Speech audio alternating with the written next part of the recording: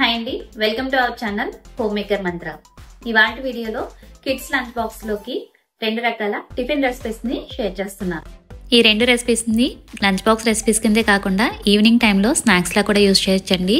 దీనికోసం tomato, cabbage, రెండు ఉడికించిన బంగాళదుంపలు, బ్రెడ్ తీసుకుంటున్నాను.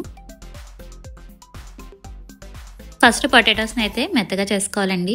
1 టేబుల్ స్పూన్ వరకు చిన్నగా కట్ చేసుకున్న ఆనియన్స్, బేసిక్ మసాలా సాల్ట్, కారం, ధనియాల పొడి, జీలకర్ర పొడి, కొంచెం కొత్తిమీర, 1 టేబుల్ స్పూన్ ఆయిల్ వేసుకుని బాగా కలుపుకోవాలి.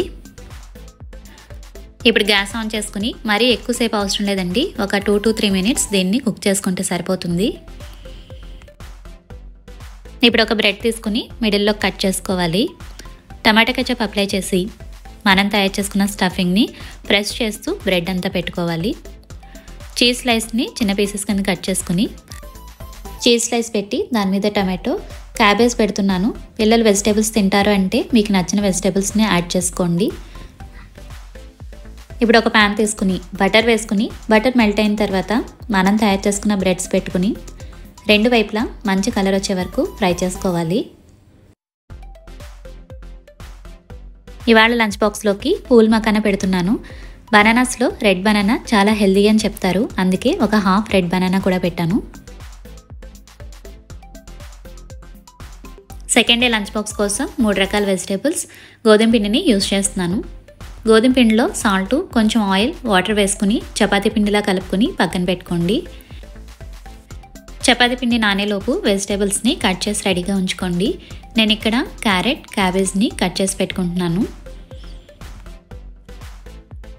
ఏదైనా బౌల్లో వాటర్ వేసుకుని కొంచెం ఆయిల్ వేసుకుని చపాతీ వేసి ఒక 1 మినిట్ పాటు వాటర్లో ఉంచి పక్కకు తీసుకుని ఇంకొక 2 మినిట్స్ అలా వదిలేసేయండి. ఒక 2 మినిట్స్ తర్వాత పిజ్జా కట్టర్ తీసుకుని వీలైనంత సన్నగా ఇలా కట్ చేసుకోండి.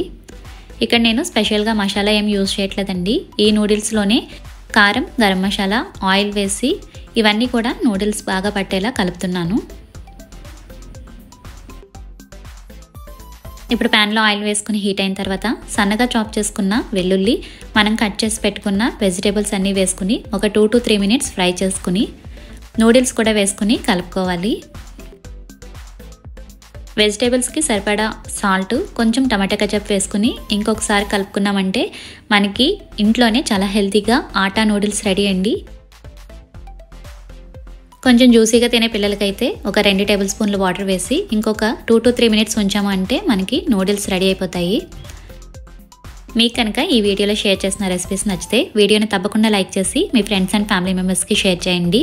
Thank you so much for watching. See you in the next video.